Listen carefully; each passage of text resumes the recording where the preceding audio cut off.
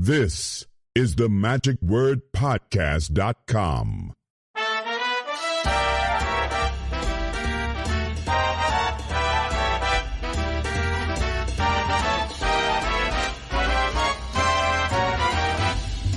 Hello, this is Scott Wells for the magicwordpodcast.com. Welcome to another week's edition, and we are still kind of clearing the deck of a lot of podcast conversations that we've had with different magicians over 2024 while we were at magic conventions, and they were some outstanding guests and conversations that we had, and every one of them have just been outstanding. And so it's hard to decide which order, so I've been trying to do it fairly chronologically. Today we're going to be releasing one that we recorded with Mark Pocan, who is a congressman in the 2nd Congressional District near Madison, Wisconsin. And he and I got together when we were at the Tricks Convention in North Carolina and Charlotte this last November, early November. So it's been a couple of months since we had first recorded this, but he was someone that I really wanted to sit down and chat with for a while. Magicians come in all forms, all with various interests and backgrounds and jobs, and it doesn't matter if you're whether you're working in the service industry or you are working in professional business like medicine or law or whatever else. There are so many people with a common interest of magic, and that's kind of one of the things that I really want to emphasize here this week, because Mark Pocan is someone who has had a long interest in magic, and it is something that really hasn't taken necessarily a back seat. In fact, as you will learn in this podcast, it was because of magic that kind of helped put him through college, as he was even early on wanting to pursue a career that would follow in his father's footsteps, that would put him into politics. I don't want to get too far ahead of myself, but I think I just did. But Mark is also someone who is working for the people in Wisconsin and ultimately for all of us to try to make this country a better place. So congratulations and thank you, Mark, for all that you're doing. One of the things that is one of his directives, I guess, that he was to work on is the putting into place a law that would allow magic to be considered on a national level as an art, as performing art. We'll get into that towards the end of this podcast then too. A lot of stuff that's going to be covered here this week. And I know that if you had not heard the name Mark Pocan, even if you don't live in Wisconsin, or rather, even if you do live in Wisconsin, you may not know the name Mark Pocan necessarily, but it's one I think afterwards that you will remember after hearing this week's podcast.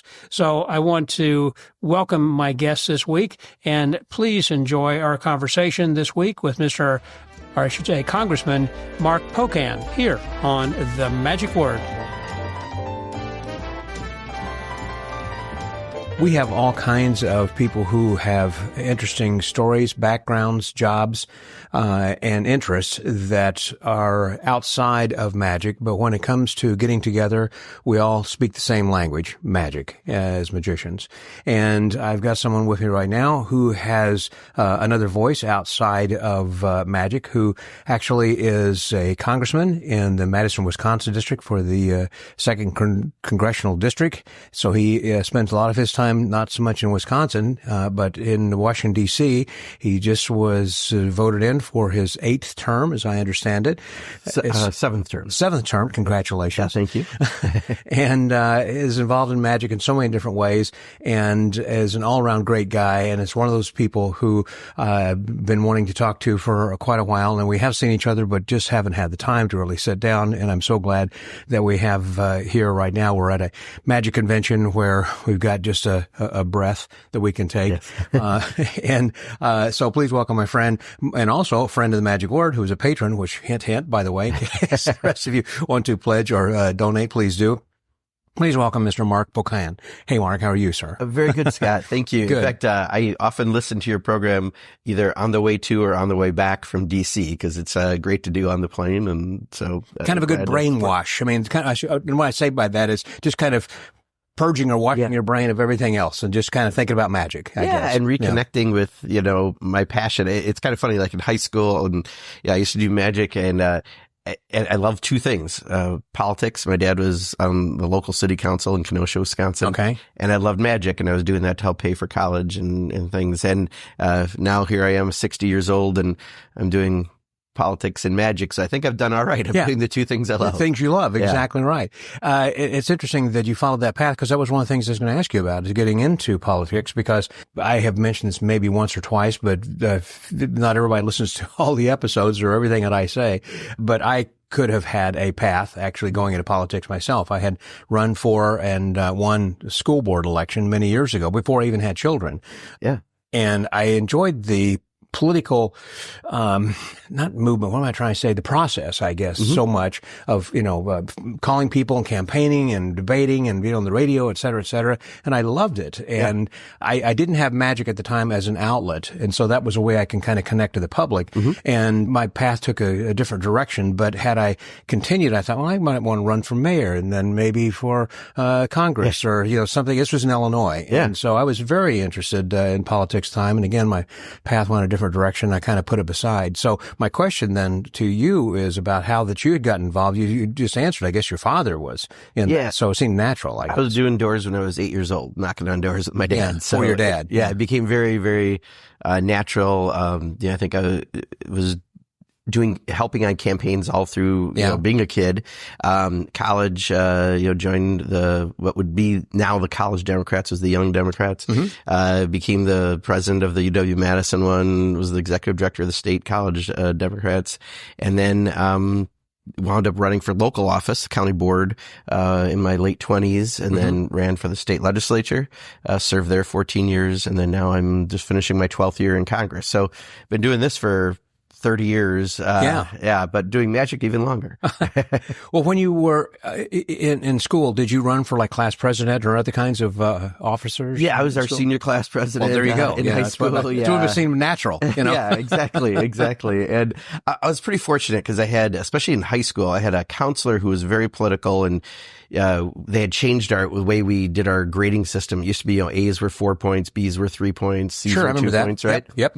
Well, there's a couple really exclusive school districts in some rich areas of Chicago and New York and other areas that had a weighted grading system. So if you took a harder class, you got up more points than the arts, which makes sense. I had a real problem with changing that. But arts weren't. Arts are never weighted. So instead, you don't look like as good of a student if you were a more well-rounded student. And a lot of us who either, I did some, things in, drama and stuff like that. Other people did it in, music.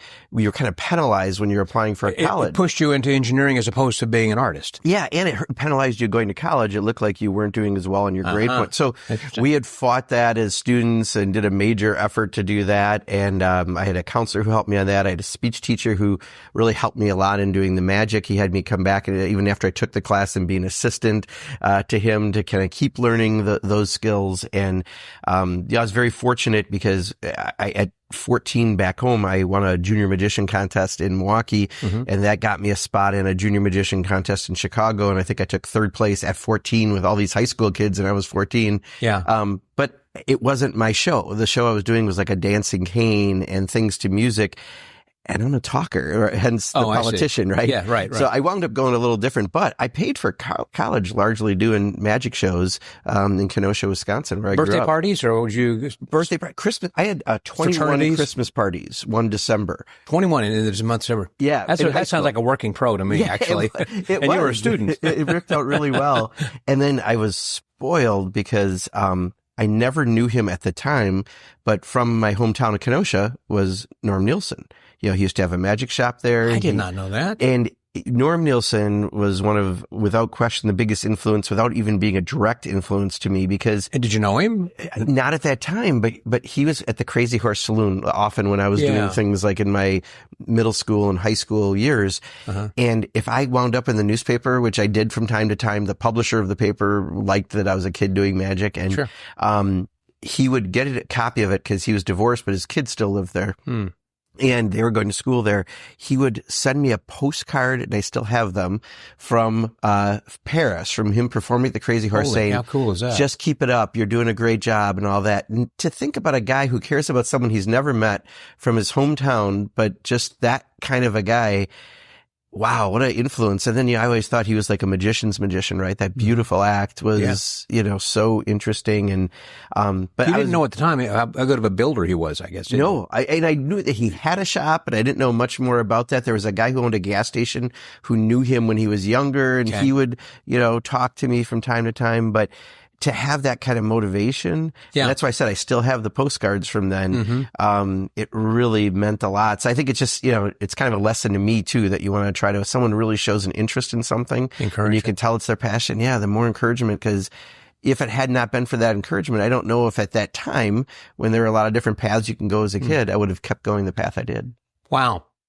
That's a great story, because I know there are so many kids who get discouraged, or even people who are adults, let's say, to go to a Magic Club meeting, and they feel like it's not that they're snubbed, but they feel they're not sure, they're a little socially awkward, and they're not welcomed into the club immediately. And so they think, I don't know if I really want to be part of this. And then they get discouraged. On the other hand, if you have a club that's very open and welcome, it's like a church, I guess. Wherever you go into, it depends upon how well you feel welcome. If not, then you're not going to stick with that.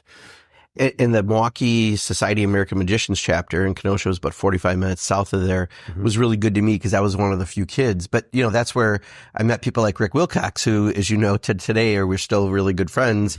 And that club was really good to kids like me as well. In fact, there was a couple, and I think the one person has passed, but kind of Lucy Simonson out of Racine, Wisconsin, used to do some magic. And when I was a kid, I didn't have, maybe the ability to travel to things, and they would take me around. I remember I went to the Abbott's convention in Colon, Michigan when I was in high school. And somehow they hooked up with Kikuchi from Japan and his nephew. They were traveling, doing a tour, and we all rented an RV together, and talk about an experience. You were renting a van with Kikuchi? Yes. You stayed with him in a van? Yeah. Down by the river. Yeah, exactly. But it was so interesting because Kikuchi didn't really speak English. That's why he brought his nephew with. But I wound up with some Fickle Fires and some other stuff. I was about to say, I bet I still got a couple of those in my drawer at home also from him. He used to come to TAOM quite frequently also. Golly. And so David Seebach was another guy in Milwaukee. Did you know him pretty well? Do you? Or not as well, because he wasn't as active at the club. He was performing at kind of one of his peaks at that time and very busy doing what he was. But there were a lot of people in that club. And there also was a Houdini club of Wisconsin that is probably not as active now as it was then, but people like Rick and I and others went to that very regularly. And well, that's the convention also that they have same time that the TOM is, which is Labor Day weekend, first weekend in September. So there's always a conflict, I guess, over there, and I think they still have the convention that meets. They do. It's not the same as it used to be, as far as the number of people who went, and there used to be a big Chicago presence as well. I remember Don Weiberg telling me he'd competed in one a time or two. I think it was a great convention. He enjoyed that one too. No, but it was nice growing up to have all that going on, and then being so close to Chicago, we'd go down to Magic Inc. Or Mr. Ash's Trashes, we used to call it. He had a used shop. You literally walked in, it was like my bedroom. Things were in no order whatsoever. I've been there. And then he had a room out back also, that little building or something. Oh my gosh. Something blew up back here. But you just dig through the shelves. What's this? And he'd go, and then he'd show you. And so I wound up with a lot of things from him, and actually some used illusions from him that I used to do in my variety show, the high school variety show. I mean, at 14, I was doing a shadow box illusion at 14? In middle school. Yeah. What about your assistants? I mean, you had a sister that helped you? No, you know what? I had, later in high school, I had one of my neighbors, Sherry Lewis, help me. But, at that point, I was in junior high. I had two of my buddies, two guys helping me, spinning it around and all that. Okay. And I just remember my gym teacher at the time, who later went on to be the head of the athletic, department for the school district. He liked magic, and he saw me do that, and I wasn't the greatest athlete. So one time that we were playing baseball, and he just pulled me out of the field, and he just made me hang out next to him, and we talked magic while he's like helping everyone else play baseball. He enjoyed magic so much he just wanted to talk about it a little bit and go. So he was a magician himself, or just interested in it? He just loved it as a observer. I think he just got back from Las Vegas, and but Yeah, a lot of good memories from growing up in that area that really helped me, because that way, college was largely paid for. I also worked a little during college, but I didn't come from a family of means. So University of Wisconsin? Yeah, University of Wisconsin, Madison. And, yeah, it was a good experience. Did you do magic throughout college, and were you in a fraternity and performed there or anything? No, I did a little bit in college, but I was also doing politics, right? So I always kind of had this parallel track of things, right, that I was doing. And then a little bit after college, but then when I wound up starting a business pretty young in my 20s, that kind of took me out of the picture for a while. And I actually had left magic then until to focus on the other business. Yeah, running a business, and then running for office at the same time. So and you probably just got married, I'm guessing. No, that was a little later, but at that time, though, is juggling those two things was plenty. But then come back 2010, if you may remember, there was an election that was a sweeping Republican majority, and that put Democrats out of power. And I was a Democrat, and I actually was in a leadership position in the legislature. And that brought me back to it. So I remember going to a convention in San Diego, and I forget if it was the IBM or SAM, and I should remember that. But what I do remember, the three people I remembered the most and met for the first time, and because I had been out of it, didn't know of, were Josh Jay, Sean Farquhar, and Raphael Benatar. I remember their lectures, how much I really enjoyed them and appreciated them. That got me back into everything. Well, by hearing their lectures, then again, what made you decide, hey, I think I'll go to that one? I mean, San Diego is a long way from Wisconsin. I have really, well, at that point I was living in the Madison, Wisconsin area, in the legislature. I was serving the legislature, but I don't know why I picked that one, to be honest, other than, I think the writing was on the wall a little ahead of time that it was going to be a devastating election. I knew I was going to have some free time. And so going from being super busy to, all right. But I'm really glad because from that moment on, it just reinvigorated everything. And what's really interesting was a couple of years prior to that, one of my colleagues in the legislature's kid was really into magic. And I gave him everything that I had from all those years because I thought I was out of it. You're out of it, right. Yeah. So now I get the opportunity of rebuilding everything. So you didn't go back to him and said, about those things. No, I don't. No. I kind of changed my mind. But I'll tell you, books, especially, are a passion of mine. And you got a good library now?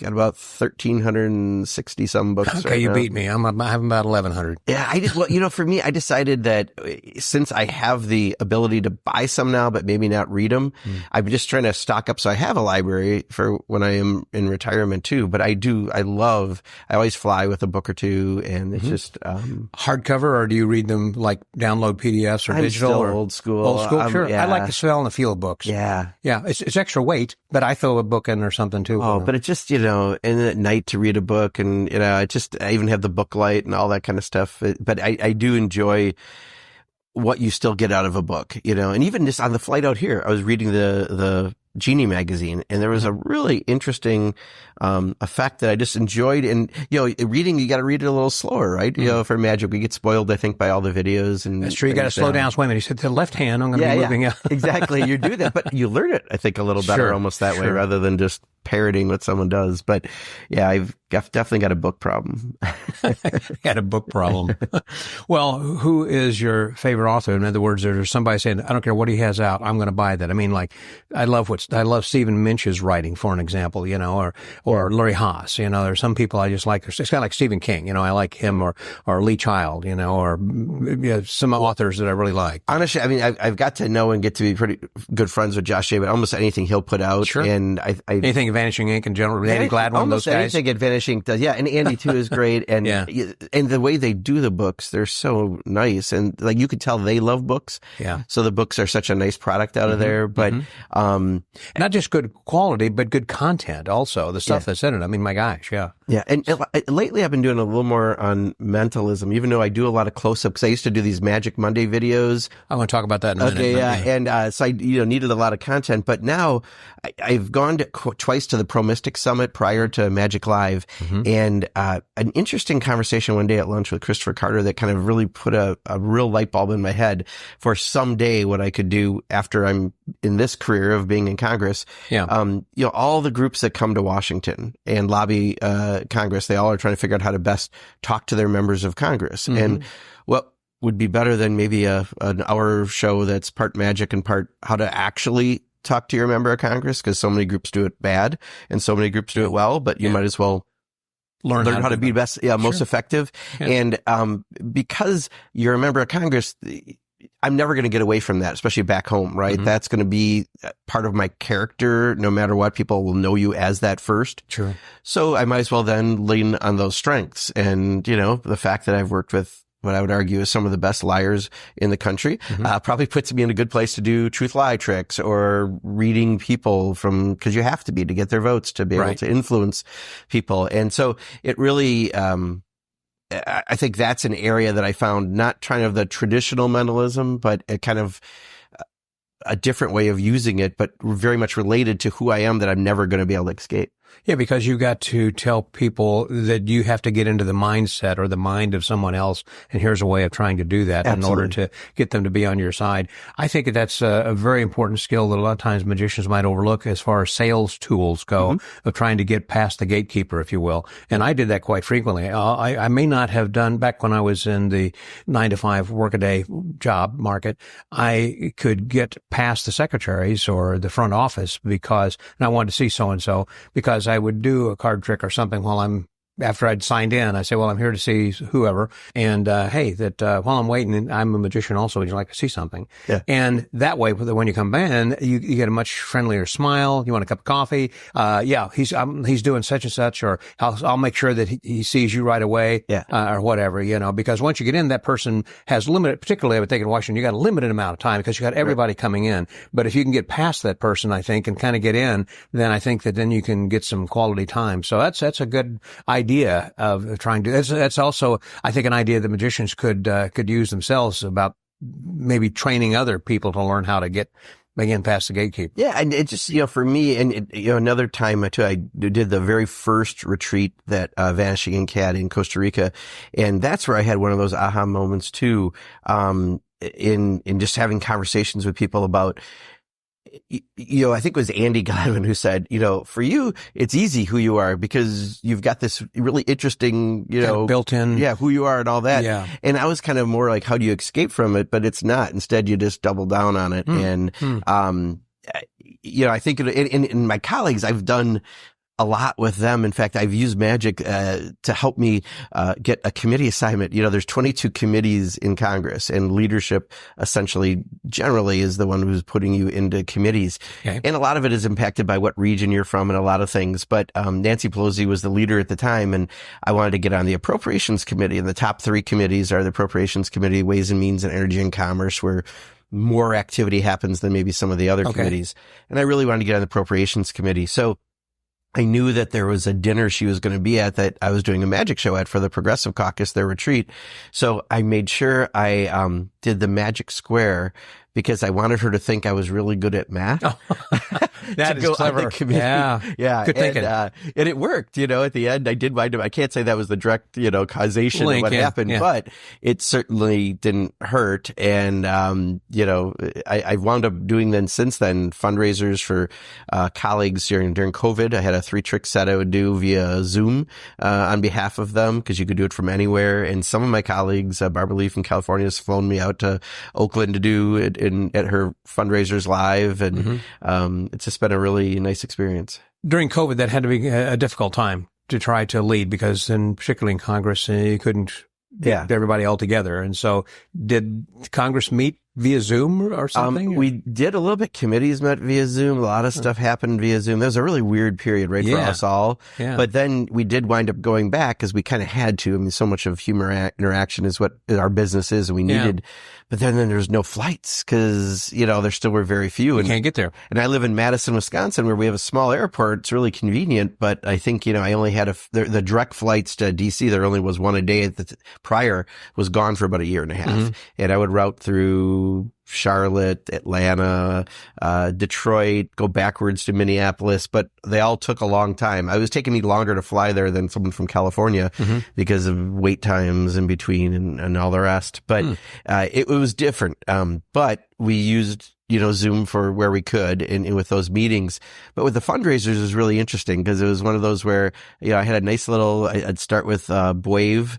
I did a little work with Michael Close on this to he got me thinking in the right order how to do it. But I did a little with Boave first, and it was like a 1 out of 4. Then I went to Any Card with Richard Sanders, which I really like. I think that's a nice effect. That's like a 1 out of 52. And then I'm going to forget, I think it's Call Me By My Name or something like that by David Carsaro has a trick. I love that. Sure. Yeah, with the names. And that's what I would close with because it seemed like more than 1 out of 52 because it was every name out there. Theoretically. And I would do it with the candidate to ask some questions personally about them because everyone was interested. They're there at a fundraiser for that candidate to get to the card. But it was just like He'd won with Penn and Teller with that trick too. Yeah.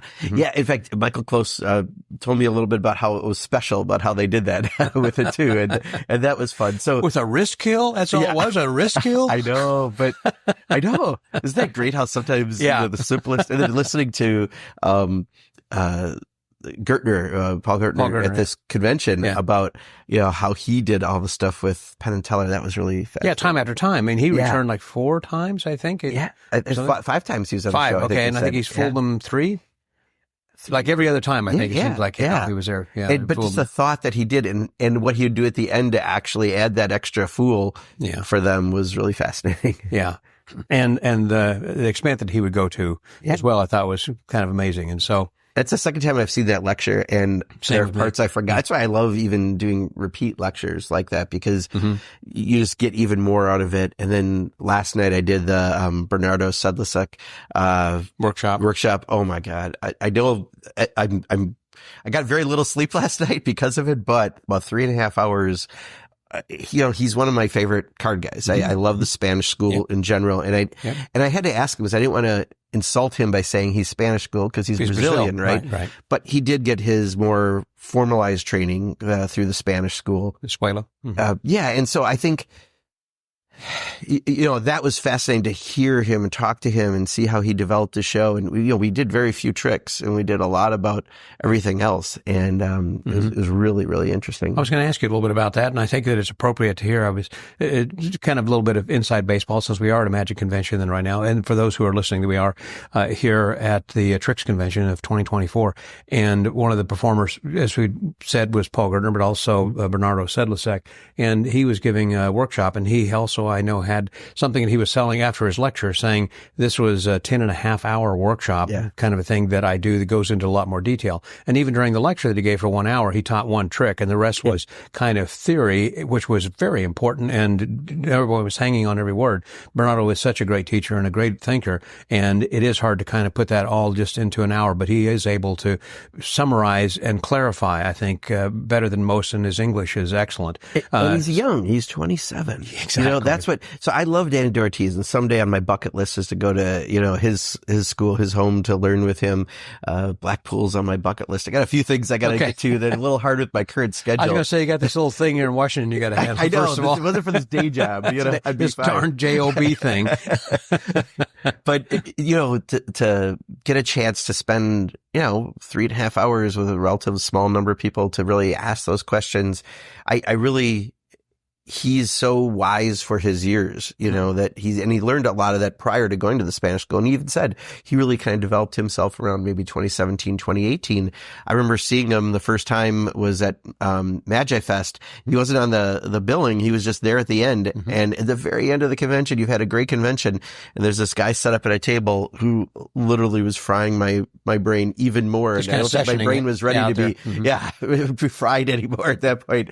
But ever since then, and, but that was a fascinating So workshop. what you learned, the reason I wanted to kind of focus on this, for people to get something out of this who are listening then as well, can you pass on maybe a summary or maybe a tip or two that he passed on to you guys last night? I mean, within the course of 3.5 hours, I'm sure that it kind of all gets jumbled together, but there has to be one or two things I think the things that I enjoyed the most, he has a show he's been working on for a long time, years, that he's going to premiere in March in Brazil. And it's, I don't know if I should say, I'll just say he's got a show that's going to do down there on a regular basis that sounds very unique, never been done, that he could find it in researching it. So we asked a little bit about how you structure your show, and he's got the, 5/6 components that he puts together. But then even just down to the list, he puts down a list of personality traits that he wants people to know, so that and he doesn't officially script. He kind of does it and then scripts after. He has an interesting style. He talked about how he does that as well. But when he talks about all that way he's making sure he's incorporating that into everything that he does. And it was very interesting because I find, maybe it's more me, but I think close-up performers are a little more who they are as people as opposed to stage performers, right? Sometimes, they say what we're a more expanded self when we perform, right? Often is the style. Yeah, but with close-up performers, it has to be even more, you're connecting so close as one-on-one. And hearing him to put that kind of thought into it, and then how he structures the show for pacing, and just hearing his aspect, because he is one of my very favorite performers. So I was curious to see, how that kind of came about. And then with the show coming up, it sounds like he's been working on this, I thought he said, for 6 years, but I don't know if I have that part right, because it was pretty late when we wrapped up last night. He has a little bit different kind of a performing style, because you can tell the Spanish school. Yeah. A lot of them have the frenetic kind of things like Danny Ortiz and so many others have from the Juan Tamara school, basically. Bernardo's is a little bit different than that. His is not quite that. I mean, there are some aspects of it that are somewhat similar, but the bottom line, as far as fooling you, are just as visceral and deep. He absolutely, and that's why he still does that whenever I watch him do it, and I love that. But also there's like a playful joyness, and yes, and I love that, right? Yeah, well, that's the Spanish school again with all those guys, Yeah. Although, who I miss not seeing anymore is Joe Barry. When I saw Joe Barry in live, and then also in some of the work he's done, he also had that. And I don't know if he went to the Spanish school or not. He talked about improvising, but I from what I understand, he doesn't travel as much and do this anymore. But that was another person who just out of England who just had.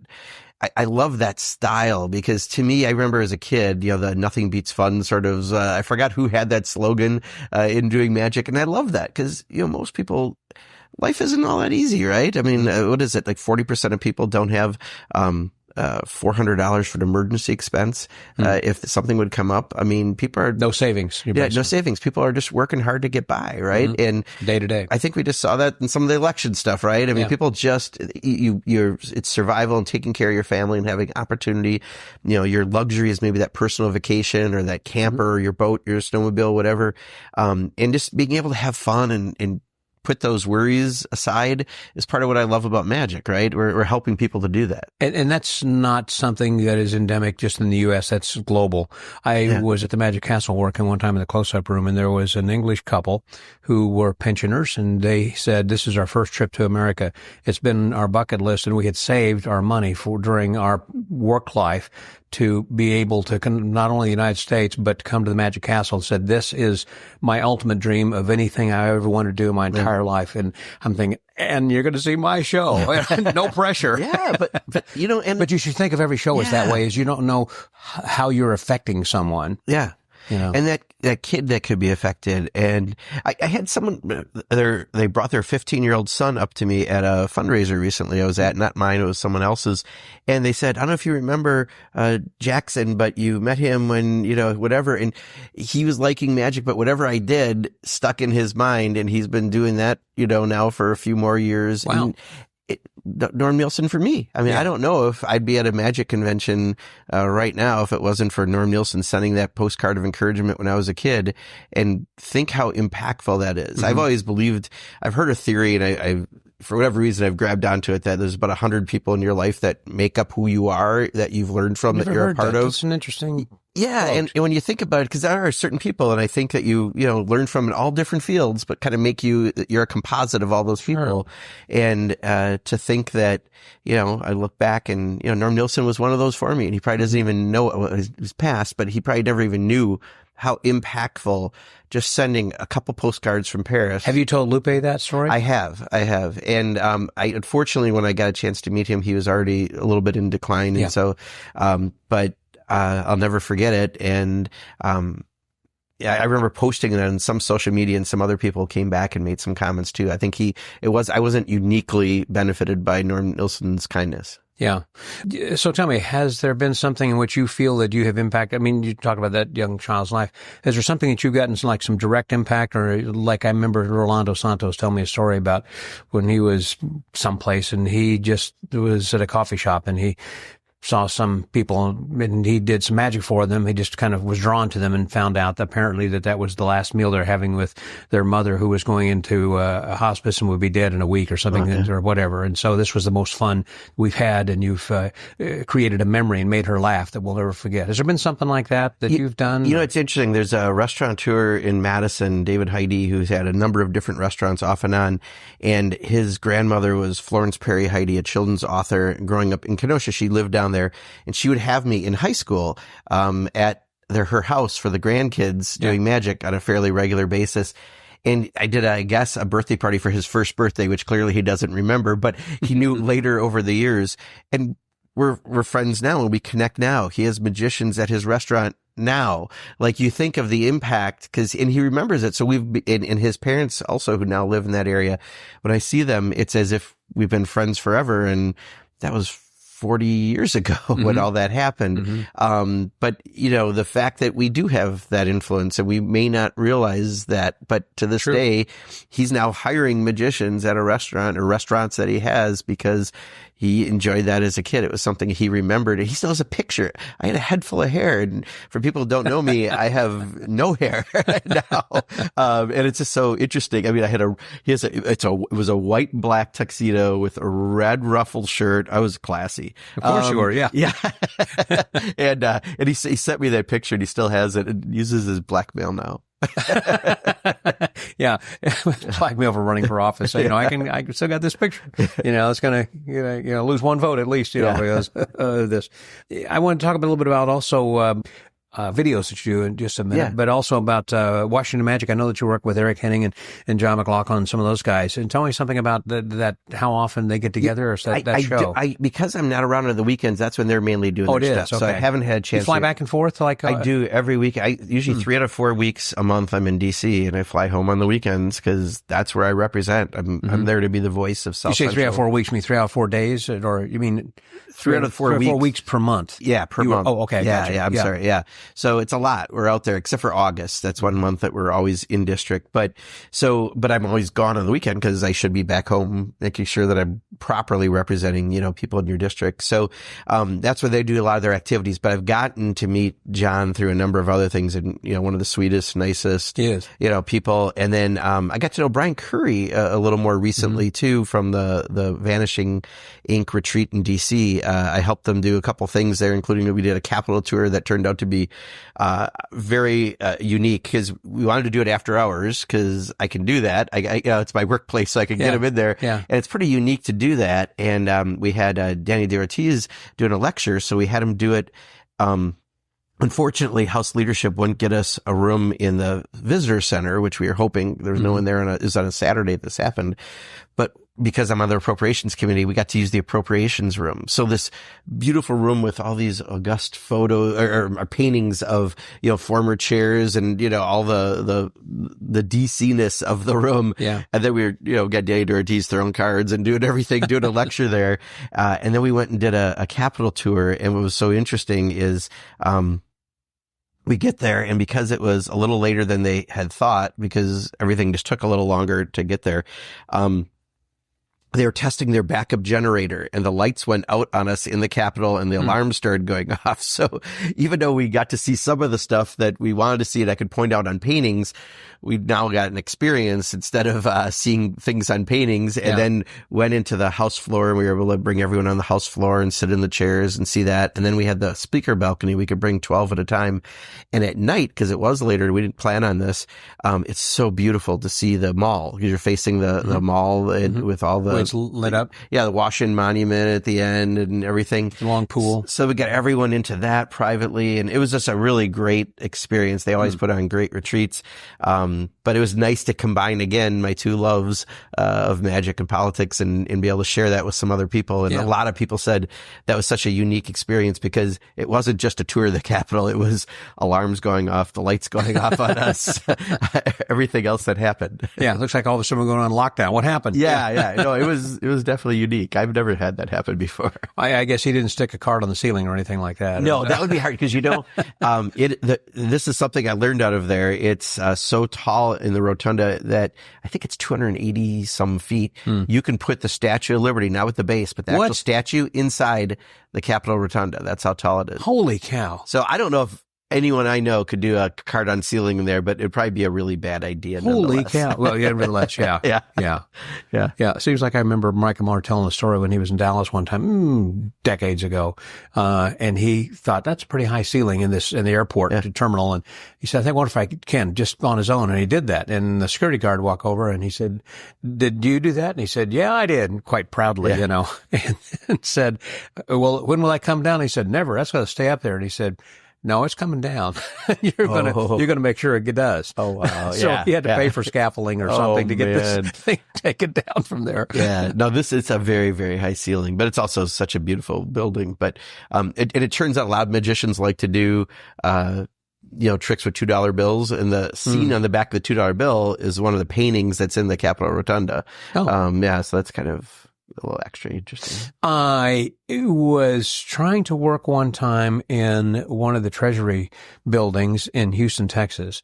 And I said trying to. Actually, there was an investment broker who had booked me and they had rented this place and for their clients, and they wanted to have me do some walk around. And I have to talk to somebody, first of all, to tell them what I was going to be bringing in and everything, because I can't bring in a switchblade and do a Bill Lemon or whatever kind of a thing, certain things you can't. But I didn't get very far because they said, we don't allow magicians in the Treasury. What? Exactly my point. I said, what? And they said, this is something that is above just us locally. This is a national thing, and said there are certain types of entertainment that we don't allow in, like clowns. And so we have some people who will want to have this like as a wedding venue, and very limited as to how many, if any, weddings that they do in certain bands that they will allow and others that they won't. But for some reason, I guess they think magicians are going to be sneaky, or con artists are going to steal something, or they know about how to get past systems, or we have certain secret knowledge. It's like, no magicians in the Treasury. Oh, that's crazy. You hadn't heard that before? No. Okay. No. I thought maybe you could elucidate, but no. In fact, when you start thinking about, because my two loves are magic and politics. There's certain things in the congressional record, for example. Rick and Susan Wilcox celebrated their 25th year of their theater. Right. So I had something entered on behalf of them because they were one of the first theaters in the country doing what they've done. And they've been very successful doing it. And almost everyone over some adversity too. Totally. And they bootstrapped it. And I mean, there's so many things in their history about it. And then other people who've started these theaters now have gone, and Rick and Susan are extremely kind and gracious and have helped them to start what they're doing. And also, Rick made a comment. I said, not many magicians in the history in the congressional record, what's said on the floor of Congress. And he's like, how many? I go, that's a really good question. So I had the Congressional Research Service do a quick little thing on it, and we got a list of everyone going back to, I think, the early 70s when they kept the records.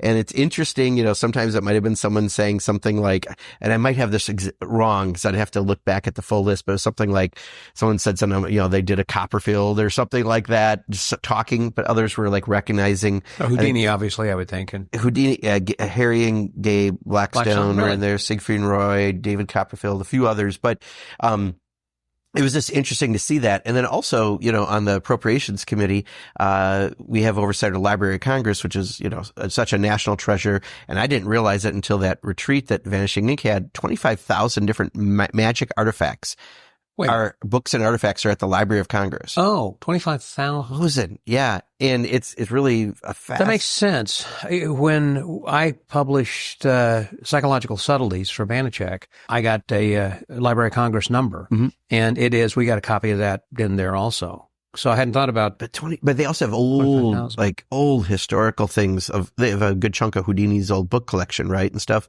So one of the things I did is I added some language that, is it in a certain section, or is it just kind of scattered around, or do you know? I don't know, because for us, they bring us like stuff rather than you kind of go to the stuff. Yeah. But, we had added some language in an appropriations bill for them to digitize more of Houdini's book collection. So that was kind of an interesting thing. I don't know how often magic related law has happened, but, that was something that we, had tried to get done. So when you say their names were read, they were read into the congressional record, and for what purpose? Yeah. That's the thing. Sometimes it would be someone just speaking on the floor. Sometimes it would be like recognizing people. That's one of the things we do on the floor of Congress, but it has to be words said on the floor of Congress for them to appear in the congressional record. Okay. But I was talking to, I think, someone at Genie. I'm like, this would be an interesting article to take a look at all this and who said what at what time and what was going on in history, why that was relevant. Yeah, exactly. Because I think, but again, it just shows the integration of magic into the I just can't imagine why the Harry and Gay Blackstone would necessarily be mentioned. I mean, I know. I think twice they were. I think twice they were too. That was what was interesting. That's why it stands out in my memory. Yeah. And there were about 20 some references going back to the early 70s.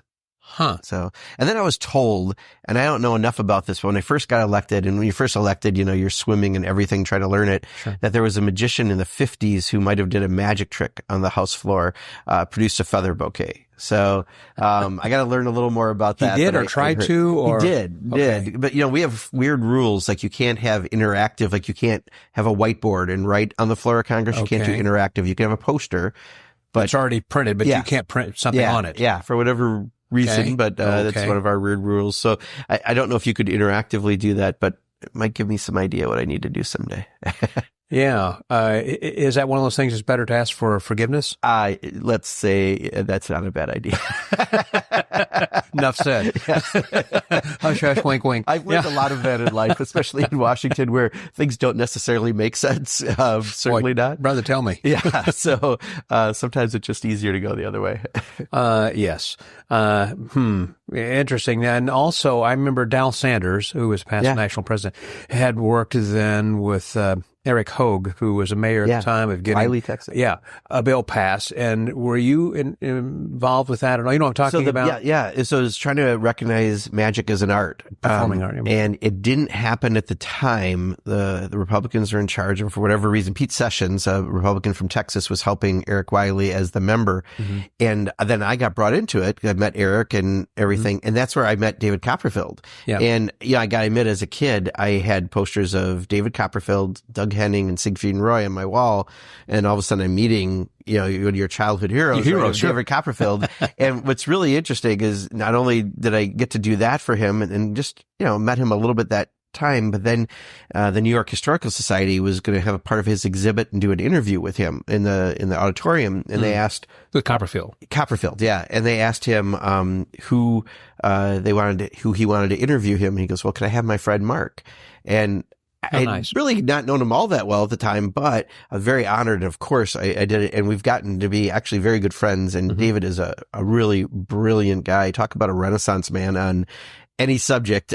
He is extremely well-informed and very generous and very kind guy. Well, it's kind of like Eric Hogue has also said that David's a very close friend of his. And you got involved, I guess, with him too. Yeah, and that's why he was trying to help us on that at the time. And then since then, Congress has passed rules that changed memorializing Congress, and that's what that kind of a resolution was. So now under the last... Is that the first step to getting some? No, that would be passing the resolution it would be memorializing Congress. That's how you could do it, because it's not putting something into statute. It's a different type of resolution. Okay. But that's been taken out of the rules. So now we can't do it unless the congressional rules change. But that doesn't mean there's not other ways to try to get something done. Let's put it that way. Okay. And I think that there are other ways we could still try to do it. The importance of which I think is one, it might help people on some intellectual property. At some level, it helps you get some of the grants for the arts that are available, right? And just the recognition. I mean, jazz is recognized as an art, right? Why wouldn't magic be recognized as an art? So we're not giving up. It's just right now we can't do it as of the last several sessions because the rules changed on the floor. I know in some years past, a friend of mine, Harry Mauer's wife, Carol Ann, was trying to get something in the newspaper, in Houston, about a show that was coming up and said, we don't publish that because we don't recognize magic as an art.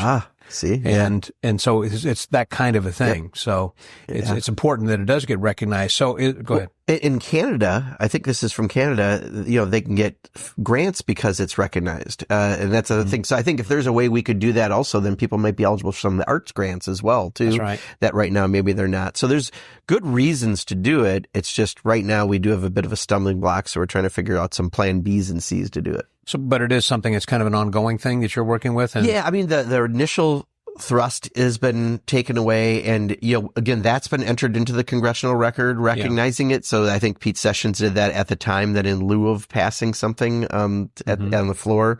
But to formalize it is really the goal, I think, so that we can actually maybe get some of the other benefits out of it.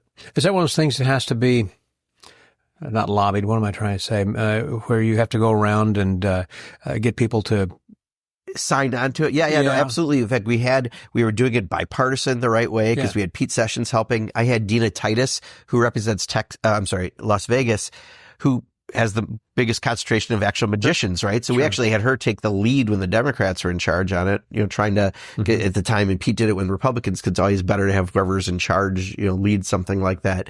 But she was involved. Robert Adderholt from rural northwestern Alabama, he and I become friends over magic. He was a subcommittee chair on the agriculture subcommittee in Apropos when I first came in, and he wanted to have breakfast because I got on the subcommittee. And it turned out it was going to be a half-hour breakfast, and next thing you know, it was an hour and 40 minutes because we found out that we're about the same age, and he liked magic as a kid, and he got talking about something. He remembers this wallet. You'd open it up and the fire would come out. So, of course, I picked up a fire wallet for him, and then he had me come over to the office to kind of show him what to do. But it really has helped to forge a friendship across the aisle, which doesn't happen in that institution too often. People like Jamie Raskin, a guy of national prominence on TV a lot from Maryland, loves magic and does some card tricks at our retreats. Melanie Stansbury from New Mexico. Chuck Fleischman, a Republican from Tennessee, is a second cousin of Harry Houdini. Oh my God. And so he and I are friends, and we talk about that. He has a cane that some Scottish Magic Society gave his second cousin years ago. He has that and a few books signed by Houdini. Yeah. And so it's been interesting for my colleagues. And then through the videos that I do, I brought colleagues in. And so now we've had a number of them where members are doing magic tricks with me, and it's been fun. I was going to ask about having a club. Have you thought about getting together and have like a coffee club of a dozen of you, or however many? You have caucuses in Congress, right? But I don't know if there's anyone else who's actually actively doing magic, right? So it would be, I guess you could have it as an appreciation sort of thing. But I just love that it's so many people I know, doesn't matter party affiliation, that I've made friends with through doing it. And in fact, Ted Lieu recently, who's in our Democratic leadership right now from California, he told me his first date with his wife was at the Magic Castle. How cool is that? Yeah, and he was, and recently I got him a pass to go to the Magic Castle for 4 people, and he loves it.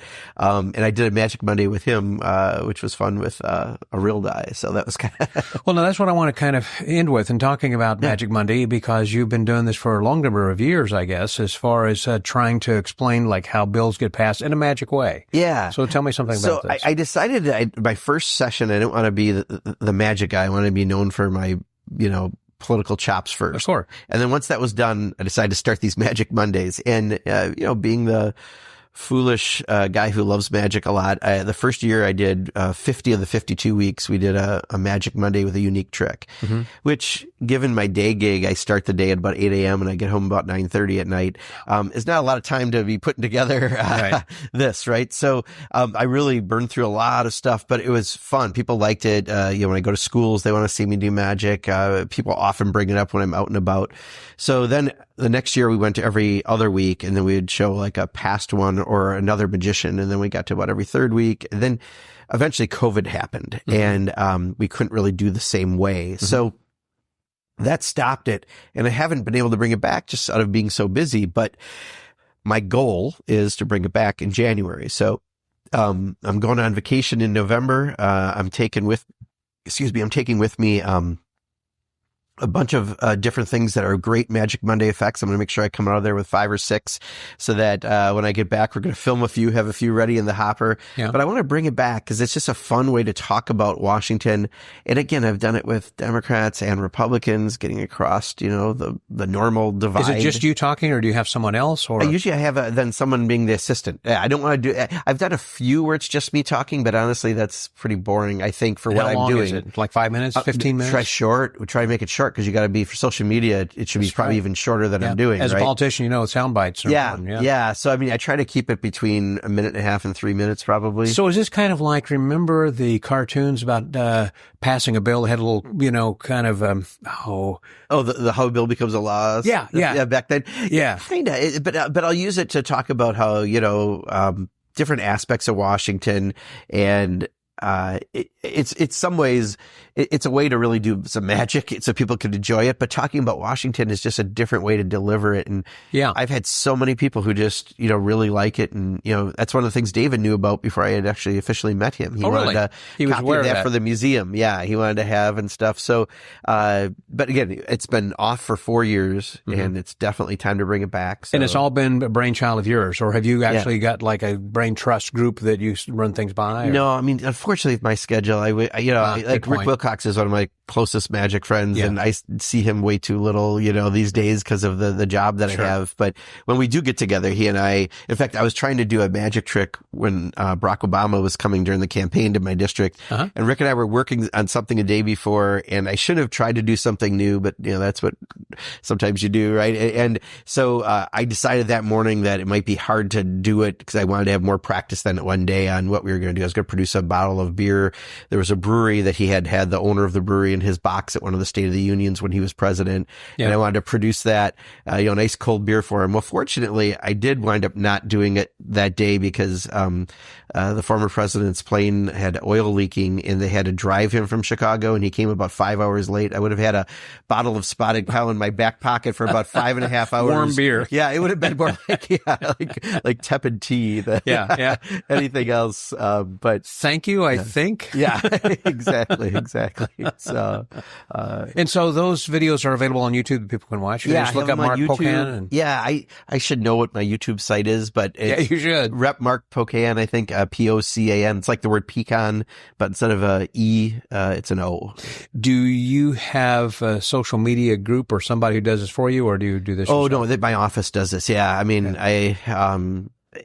Members of Congress, I think you'd have certain requirements you can and can't do. That's why it's never a vote for. It's never anything like that. In fact, I try to keep it even away from ideology as much as possible, right? Because I just want to be able to explain Washington. As if you were just a teacher, a professor in college, or even a professor in elementary school, of trying to say simply, here is how this happens, and use a magic principle. And that way I can do it with colleagues from both sides of the aisle, and I think more people can enjoy it. And, and again, like I said, it is something that's been unifying for me in a town where unifying is not a priority for too many people. So I like that aspect as well because, especially after coming off election where, everyone's, supercharged one way or the other. At the end of the day, we're all, Americans, right? We have so much more in common. It doesn't really matter in many levels. The issues matter, but we have to be able to work together to get things done. That's one thing people expect of us. And sometimes we don't do that so well. So if this is something that helps to bridge a gap, I love that.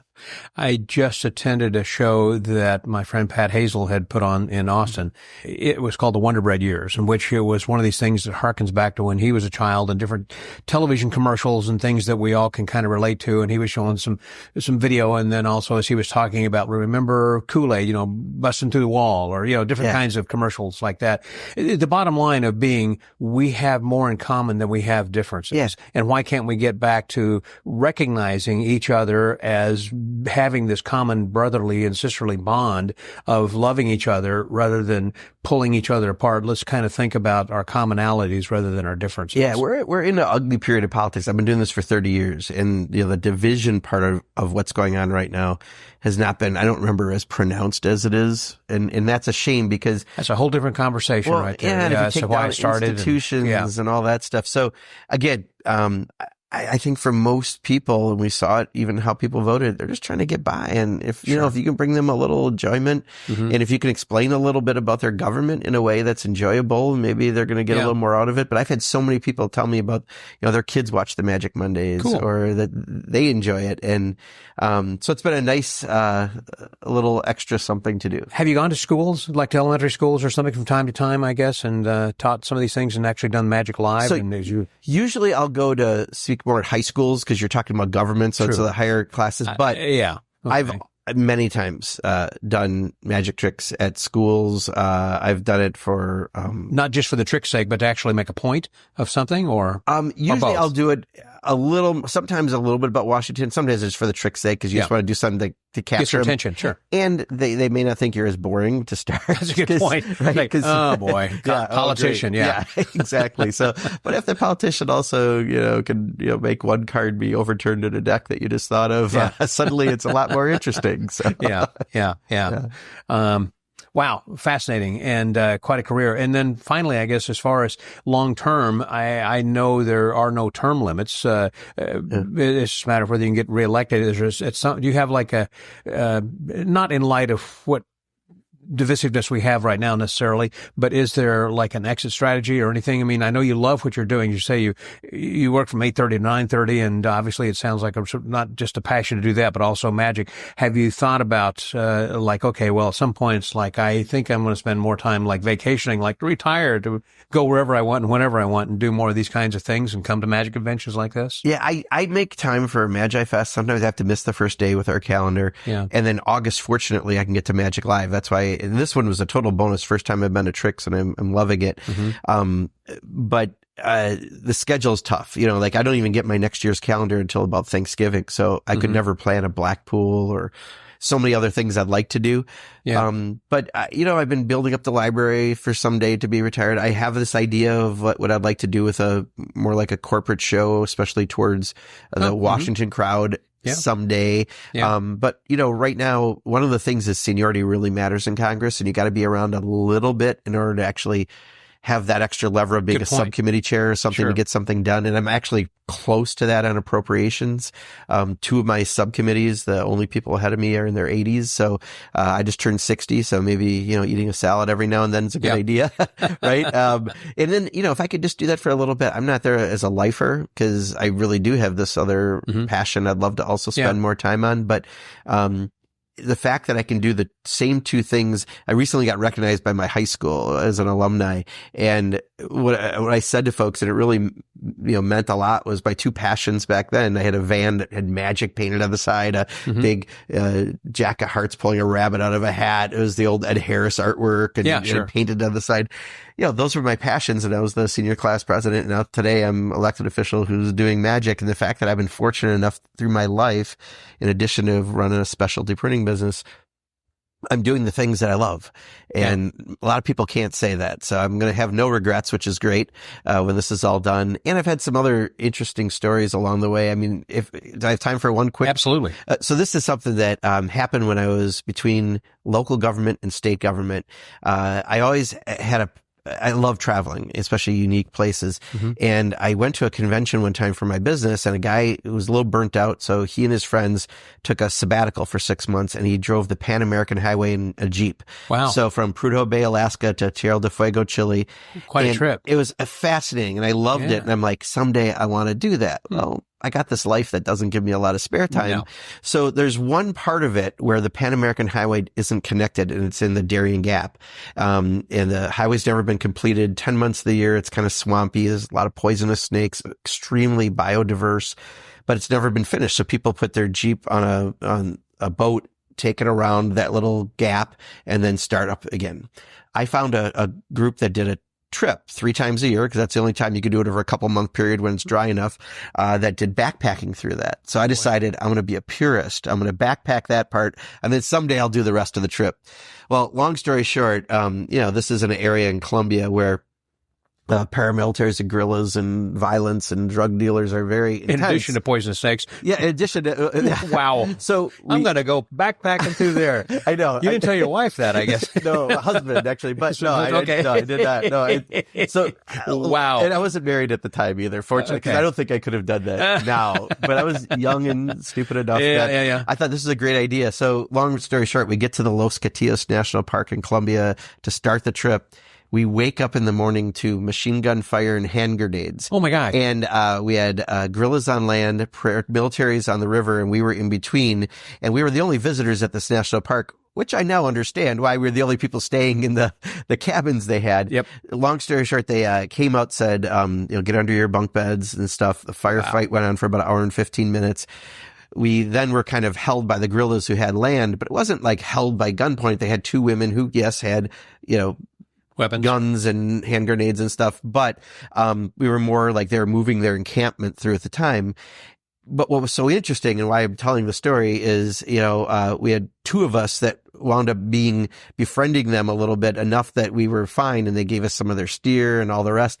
I was doing magic tricks for them, and we had one woman giving them haircuts. So, oh, wow. Yeah, so that was what we were doing. But it was just so funny. They would keep bringing people by, and I'd keep doing the same. And I had a language barrier. I didn't speak Spanish, but as you know, that doesn't matter with magic. There's a lot of stuff you can do. Sure. And it was just a really interesting experience doing magic for guerrillas while you're kind of under fire, under siege.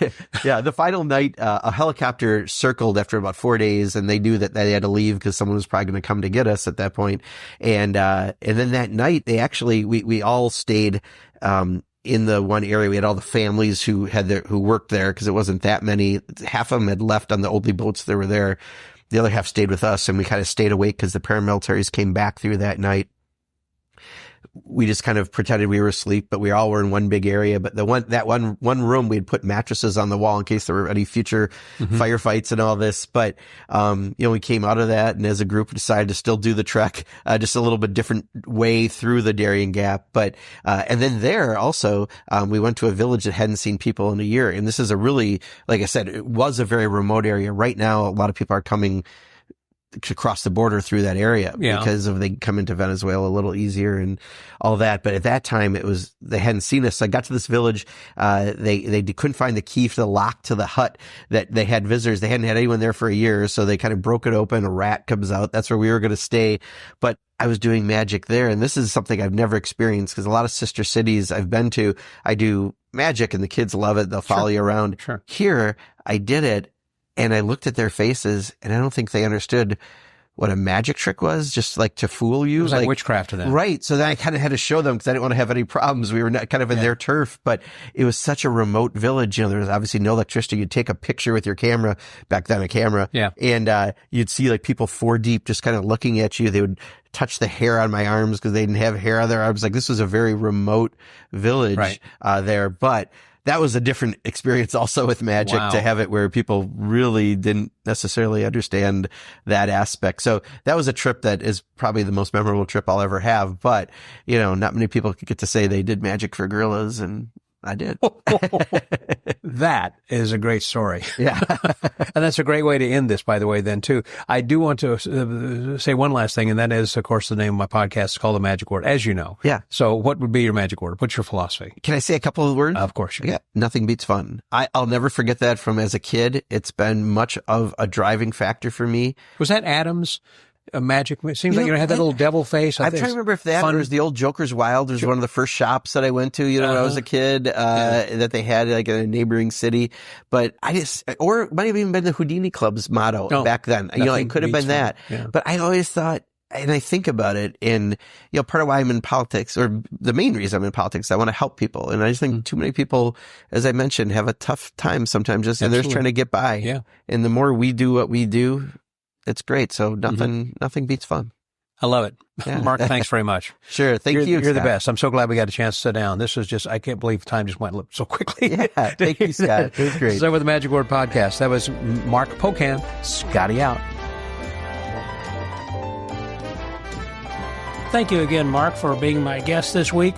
And I'm so impressed with so many different things that you did, but also the fact right there towards the end when you were saying the thing that motivates you that got you into politics and keeps you in politics is trying to help other people and to kind of help them with situations that where they can't necessarily help themselves. And to a degree, that's what magic does then as well, and trying to help give joy to some people who really need it. And during the recent fires that we've seen in Los Angeles area, well, golly, and prior to that, the hurricane in North Carolina, different natural disasters everywhere. The world is really kind of in need of some joy and laughter. And when there's an opportunity, perhaps each of you who are listening to this might find some way of putting a smile on someone's face by just sharing a little bit of magic then too.